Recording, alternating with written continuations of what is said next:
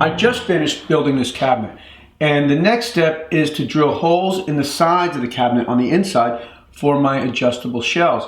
And to do that, I've got a jig, and I made this jig several years ago, and it's basically a piece of hardwood. This happens to be Ipe. It was left over from a job I had done years ago. And I've got a hole drilled every inch.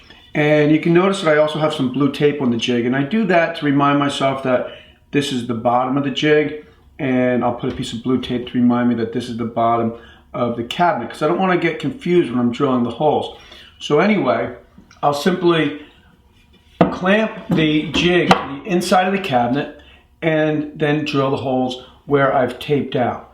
And to drill the holes, I'm using a special drill bit. Now, it's not actually a special drill bit. What it is it's a drill bit that I've dedicated specifically for this job.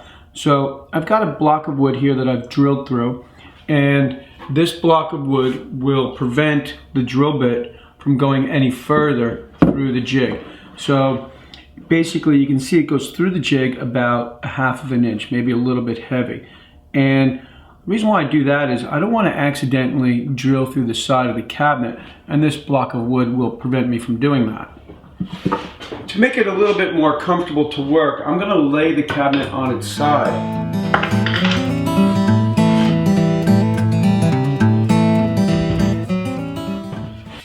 Now I'm going to clamp the jig to the back of the cabinet, and I can't get completely to the back because of the brace here. And I want to have the same reveal, which is 3/4 of an inch. So I'll measure 3/4 of an inch, and then I'll clamp the jig down.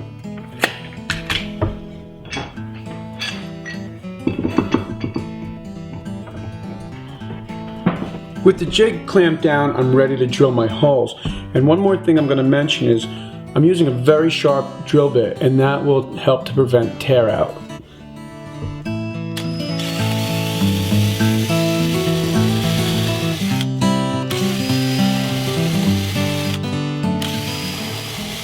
Now I'll remove the jig, spin the cabinet around, and drill my holes on the other side.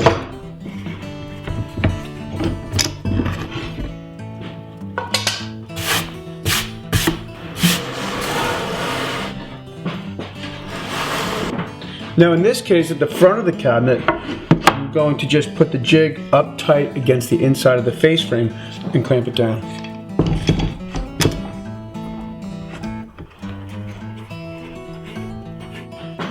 And now that it's clamped down, I'm ready to drill the holes.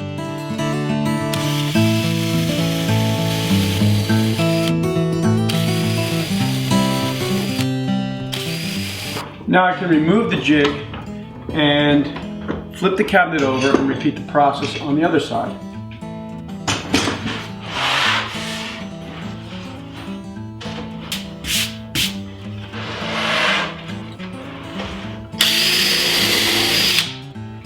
Okay, that's my last set of holes. Now I can remove the clamp and start making the adjustable shelves. My shelves are going to be made out of 3/4 inch birch plywood, and I'll cut the shelves on the table saw.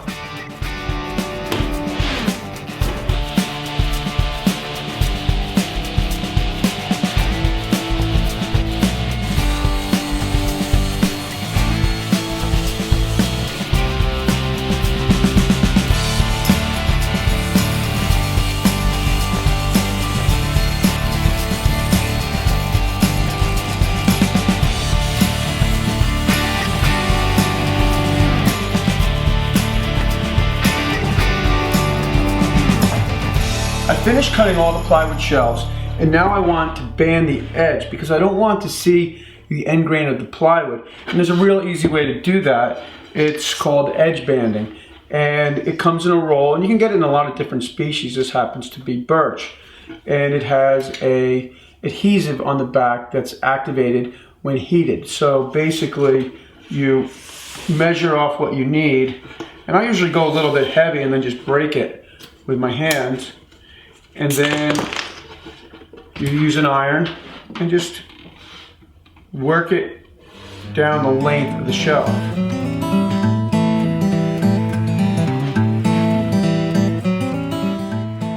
And then once I have the edge banding glued on, I flip the shelf over and use a utility knife, and the edge of the shelf acts like a straight edge, and that lets me get a nice clean cut.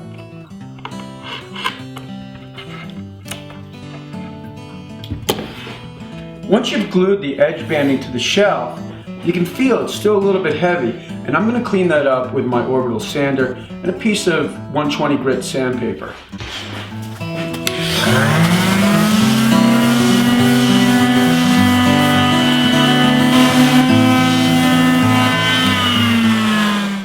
I just wanted to take a close-up to point out what a nice job the edge banding does. This is the shelf that I just finished sanding, and this is the back of one of the shelves, and you can see it, the edge banding just cleans it up really nice. These are the pins that will hold the shelf in place.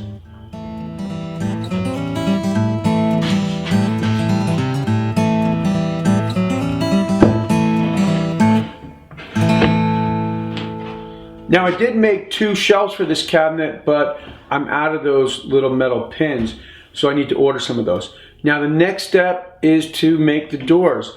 And when I do that, I'll be sure to put a link on the screen, so you can click right on the link if you want to see how to make the doors. Please check out johnpeters.com, and thanks for tuning in. I'll see you next time.